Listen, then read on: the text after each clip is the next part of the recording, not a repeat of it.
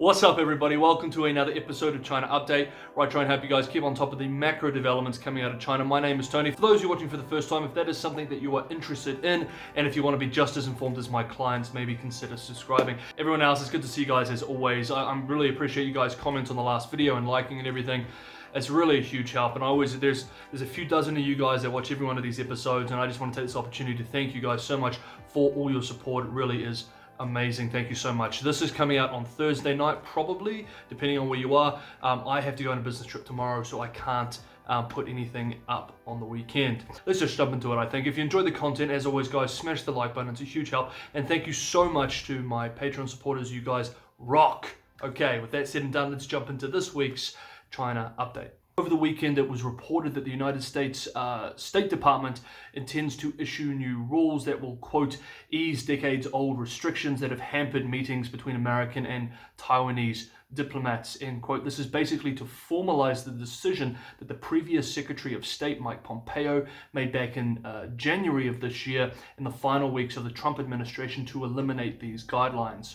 On Monday, 25 People's Liberation Army Air Force aircraft, including fighters and nuclear-capable bombers, entered Taiwan's air defense identification zone, the largest recorded incursion of this type to date. This is within weeks of other record incursions. Taiwan's defense ministry claims that the flight involved 18 fighters, 4 bombers, which can carry nuclear weapons, 2 anti-submarine aircraft, and an early warning aircraft. State media on the mainland was just as assertive on the day, with the state-run Global Times producing several pieces, including, quote, to be sure, if the DPP, here referring to the party that's currently in charge in Taiwan, authorities continue the salami-slicing tactics in a bid to split the country with the US, then the Chinese mainland will pile more military pressure on the island. If the US continues to send the wrong signal to the DPP authorities and embolden them to engage in reckless moves, a war across the straits is destined to break out sooner or later. And went on to say, quote, as the situation in the straits has deteriorated, the risk of a full-scale war in the straits due to accidental minor incidents is increasing. The only way to eliminate this risk is for the DPP to change its policies towards the Chinese mainland and for the US to abandon its plans to use the island of Taiwan as a pawn in containing China. End quote. This week, an unofficial delegation of former lawmakers and officials arrived in Taiwan. The White House expressed that the unofficial trip is a, quote, personal signal of the president's commitment to Taiwan and its democracy, end quote. The delegation will meet with senior Taiwanese officials this week. To be honest, though, sending unofficial trips with retired officials has been a practice going back decades, and the White House itself admits that this is a, quote, long-standing bipartisan tradition of US administrations sending high-level unofficial delegations to Taiwan, end quote. So we shouldn't see it for more than what it is, which is a continuation of that tradition. On Wednesday, in response, the Guangdong Maritime Safety Administration announced that the PRC would be carrying out a 6-day live fire exercise in the Taiwan Strait to coincide with the unofficial US visit. And while we're on Taiwan as well, the Taiwan Semiconductor Manufacturing Company is reporting this week that it has suspended orders from Phytium Information Technology Co., one of the 7 Chinese organizations related to supercomputing that was put on US entry lists last week. We discussed that in the last episode. And so that has been ended as well, and it's been very devastating to the business of that company. And speaking of technology, that moves us nicely over to the next story. On Monday, Ant Financial, the behemoth fintech sister company to Alibaba, announced that it would undertake a sweeping overhaul of its business after meeting with regulators in Beijing. Ant is a big company serving over 700 million users, including myself, every month. We remember, of course, that on Saturday, China's antitrust authority fined Alibaba, also owned by billionaire Jack Ma, a record $2.8 billion US dollars. Of course, it was in RMB, but in US dollars, it's 2.8 billion. And we talked about that in the last episode as well. Ant has been in the headlights, of course, for several months now, with Beijing officials dashing the company's plans for the biggest IPO in history last year. Ant Financial said in a statement that as per the regulator's instructions, it would, quote, return to its original origins, end quote, suggesting that it may pull out of the business of providing consumer credit and small business loans. On this theme as well, the following day on Tuesday, the State Administration for Market Regulation and China's cyberspace and tax agencies said at a meeting with China's biggest technology firms, and we're talking about the big firms here, that they must, quote, comprehensively self-assess, ratify any issues, and pledge to comply with China's laws and regulations, end quote.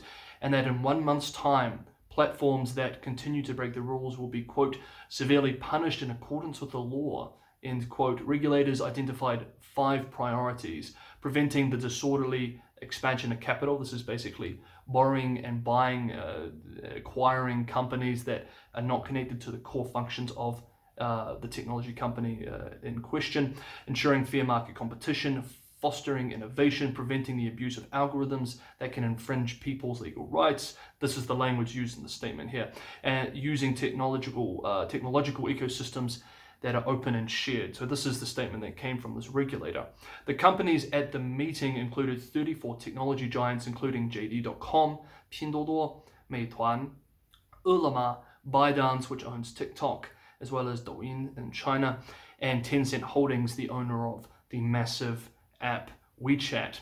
So this meeting was a very, very big deal and sends, again, a very strong signal to these technology companies that regulators are keeping an eye on them. For the quote of the week, I wanted to turn to a working paper published recently by the People's Bank of China. It was a few weeks ago. It's called Understanding the Countermeasures of Our Country's Demographic Transition, which warns of economic challenges that the PRC will face due to demographic changes. This is a surprisingly frank document, I think, for one published by a top central government department. Its language is very telling. So this is the quote. Quote, China's population transformation time is shorter, aging of the population is faster, and reduction in births is more serious. China must recognize that the demographic situation has changed and realize that the demographic dividend has been spent and it is a debt that needs to be repaid. It is necessary to realize that population inertia is a great force across generations, and its reaction will lead to the change of population in the opposite direction.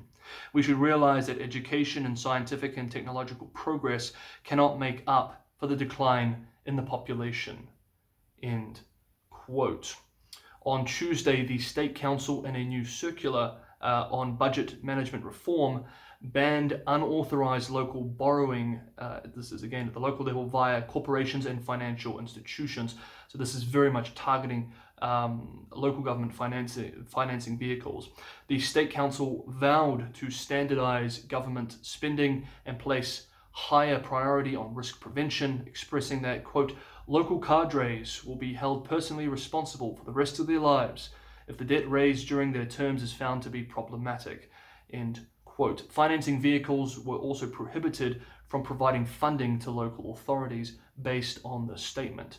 Quote, it is an important political rule to prevent and resolve the hidden debt risk of local governments, resolutely curb the increase of hidden debt, and properly dispose and resolve the hidden debt stock, end quote. As you can see here, the leadership regards the prevention of implicit government debt, local government debt here, as important political discipline and rule. This is the language they use, suggesting increased political consensus at the central government, at least, that the debt issue needs to be better managed going forward. The Ministry of Finance actually conducted a major investigation into off-budget government debt at the local level back in 2018 and ordered that there be no further increase on that year's level.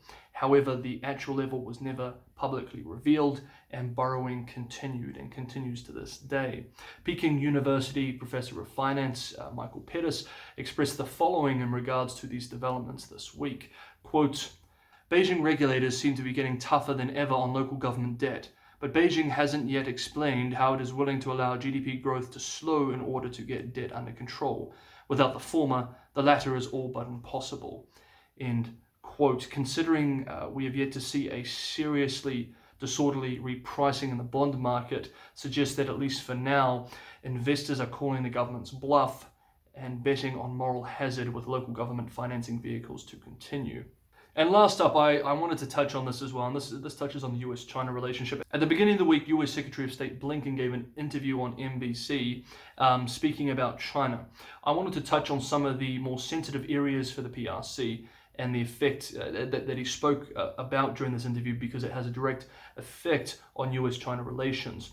These are also clear articulations, I think, of the Biden government's views on these matters, and this gives us a good idea of how the US under the current administration will approach these issues within the framework of the China-US relationship and their China policy specifically.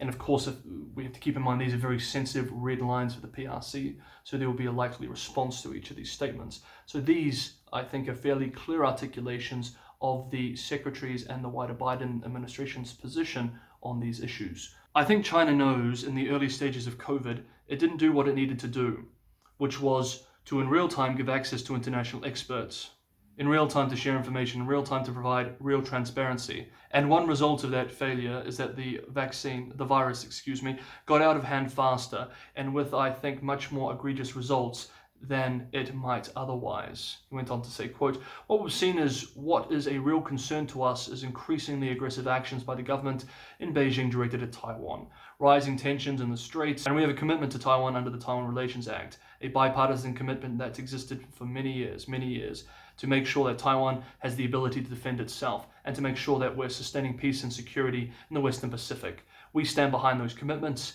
and all I can tell you is it would be a serious mistake for anyone to try and change the existing status quo by force."